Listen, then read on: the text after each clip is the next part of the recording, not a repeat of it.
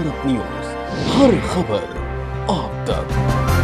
अनुभव से गुजरना पड़ा है, इतनी छोटी आयु में, वो भी दूर, अकेले। मैं कल्पना कर सकता हूं कि किस प्रकार की मानसिक परिस्थिति से आपको गुजरना पड़ा होगा। कठिनाइयों के बीच भी हम ठीक से अभी इवैक्यूएशन कर पा रहे हैं। हम लोग तो उम्मीद भी छोड़ दिए थे कि वापस इंडिया जा पाएंगे, क्योंकि 2 मार्च की हम लोग की फ्लाइट थी जो कि कैंसिल हो गई थी। जब इंडियन एम्बेसी और गवर्नमेंट वर्क किए तो हम लोग को एक नया उम्मीद मिला कि वापस इंडिया जा पाएंगे। All thanks to Indian government. I don't think कि विदाउट इंडियन गवर्नमेंट हेल्प हम इंडिया वापस सेफली आ पाते। हमारे इंडियन गवर्नमेंट ने बहुत अच्छी सुविधाएं दी, हमारे लिए फ्लाइट्स अवेलेबल थे, हमें एयरपोर्ट जाने का एकदम आराम से सुविधाएं मिली, खाने पीने कोई दिक्कत नहीं हुआ। हाँ, बहुत अच्छे से हमारे बाकी सारे स्टूडेंट जो फंसे हुए थे वो कल भी लैंड कर गए हैं, कुछ आज लैंड कर गए हैं। थैंक यू मोदी सर, हम लोगों ने बहुत आराम से हम वहां से निकल गए हैं। बॉर्डर क्रॉस करने के बाद इंडियन एम्बेसी ने हमें बहुत ही सुरक्षित तरीके से हमारे कंट्री में पहुंचाया। तो मैं हमारे प्रधानमंत्री नरेंद्र मोदी जी यानी कि आपका बहुत ही धन्यवाद कहना चाहूंगी कि आपने मुझे मेरे घर तक सुरक्षित पहुंचाया, और मुझे विश्वास है कि और भी जो बच्चे फंसे हैं आप उन्हें भी जल्द से जल्द उनके घर पहुंचा देंगे। सर 24 तारीख को जब अटैक हुआ तो हमें लगा था कि हम यहाँ से अपने देश वापस नहीं जा पाएंगे, और सर 2 रात हम ऐसे गुजारे जैसे लगा है कि हम मौत को कितने करीब से देख चुके हैं। बट सर मुझे गर्व है कि मैं भारत देश का वासी हूँ, और गर्व है मुझे यहाँ के सरकार पे, सर आप पे। और सर सबसे ज्यादा गर्व मुझे महसूस होता है अपने तिरंगे पर। जब हम इवैक्यूएशन से आ रहे तो हमें ऐसी नोटिस मिली थी कि आप अपने बस के आगे और खिड़कियों पे तिरंगे को लगा दीजिए, ताकि जब रशियन आर्मी देखेगी तो आपके केवल तिरंगे से वो आपको टच भी नहीं करेगी। और सर ये मेरे लिए बहुत बड़ी बात है कि मैं ऐसे महान देश में पैदा हुआ। उस ड्यूरेशन में हमारे पास कोई होप नहीं था, और single hope only is this कि हमारा government and first of all sir specially you sir भगवान के बाद अगर घर में नाम लिया जा रहा था तो सर वो आप थे। मोदी जी हमें बचा लेंगे, अब जो भी कर सकते हैं मोदी जी कर सकते हैं।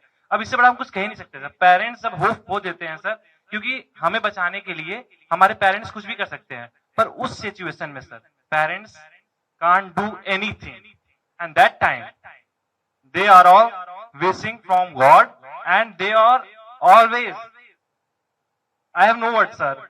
घर में 100 बार नाम सिर्फ आपका लिया जाता था कि मोदी जी कुछ कर लेंगे, वो ही कुछ कर सकते हैं, अब कोई कुछ नहीं कर सकता।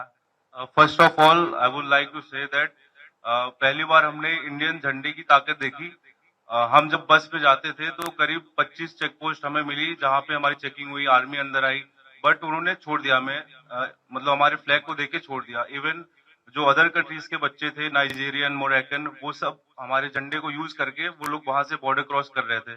तो sir thank you so much for evacuating us, thank you so much sir. मेरी दादी ने मुझे ये बोला था कि क्योंकि मेरे फादर आर्मी में है, तो उन्होंने बोला था कि तुम्हारे पिताजी ने तो ये वॉर नहीं देखा जो तुम फेस करके आ रही हो, लेकिन उन्होंने ये कहा कि मोदी सरकार जी पे पूरा भरोसा है कि अगर कोई नहीं तो वो तो आपको जरूर ही निकाल देंगे। जब अटैक हुआ था उस 24 को, तो 25 को हम सारे राशन की लाइन में लगे। हमें लगा कि 1 हफ्ते लग जाएंगे हमें इवैक्यूएशन के लिए, लेकिन हमें 26 को ही मैसेज आ गया कि आज आपका इवैक्यूएशन है। हम बॉर्डर पहुंचे, फिर वहां से हम रोमानियन बॉर्डर को क्रॉस किया, और फिर वहां से इंडियन एम्बेसी ने हमारा बहुत साथ दिया। हमें तुरंत इवैक्यूएट किया गया, फ्री फ्लाइट्स, फ्री एवरीथिंग। मेरे पास तो इंडियन करेंसी भी नहीं थी लाने के लिए कुछ भी। तो हम लोग सो ही नहीं पा रहे थे कि अटैक हो गया, अब हम लोग के साथ भी कुछ भी हो सकता है।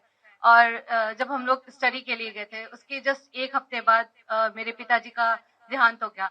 तो उसके बाद मेरी मम्मी इतना ज्यादा पैनिक होती थी हमेशा कि तुम कब आओगी, कैसे आओगी, अब मैं कुछ कर भी पाऊंगी कि नहीं कर पाऊंगी। तो उनके पैनिक होने से मैं भी पैनिक हो जाती थी।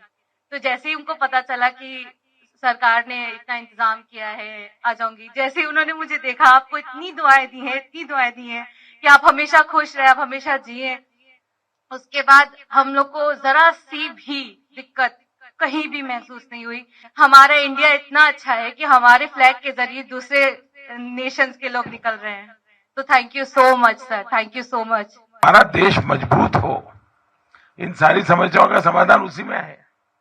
उसी प्रकार से मैं तो अभी भी मानता हूं कि अगर देश में पहले से मेडिकल एजुकेशन की नीतियां सही होती तो आप लोगों को बाहर नहीं जाना पड़ता। कौन माँ बाप चाहते कि इस छोटी उम्र में अकेले भेज दे, कोई माँ बाप नहीं चाहता। लेकिन हम लगे हैं। देखिए, पहले करीब 300-400 के बीच में हमारे यहाँ मेडिकल कॉलेज थी, अब हम करीब 700 तक पहुंच गए हैं। हर जिले में मेडिकल कॉलेज कर रहे हैं। पहले हमारे देश में कोई 80-90 हजार के बीच में सीटें थी, अब पिछले 5 साल में हम उसको 1.5 लाख तक पहुंचा दिया है।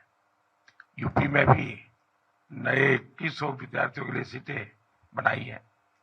यहाँ प्राइवेट मेडिकल कॉलेज भी करीब डबल हो रही है। और मेरी कोशिश है कि हर जिले में मेडिकल कॉलेज हो। जिस प्रकार की कोशिश हम कर रहे हैं, तो शायद 10 साल के भीतर भीतर पिछले 70 साल में जितने डॉक्टर बने हैं, उतने नए 10 साल में बन जाएंगे जी।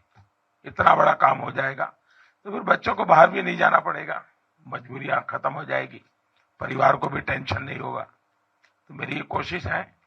लेकिन अच्छा है, सबको ये बताइए कि भाई देश के लिए तो कुछ न कुछ करते रहना चाहिए। समाज का कर्ज कभी भूलना नहीं चाहिए जी। तो इस संकट के समय स्वाभाविक है, क्योंकि अगर कोई बच्चा गुस्सा भी करता है तो मैं मानता हूं ये स्वाभाविक है भाई। इतनी मुसीबत से आया है और इतनी ठंड में इतना चलना, तो ये बहुत स्वाभाविक है। अगर किसी बच्चे को, उसके माँ बाप को भी अगर गुस्सा है, इवन मेरे लिए, तो भी मेरा मत है कि उसका एक गुस्सा जायज है, जायज है। खैर, जब समझेगा, मन शांत होगा, तो फिर प्यार भी करेगा। चलिए, बहुत बहुत धन्यवाद। आपके परिवार को भी मेरी बहुत शुभकामनाएं भी है। आप देख रहे हैं भारत न्यूज, हर खबर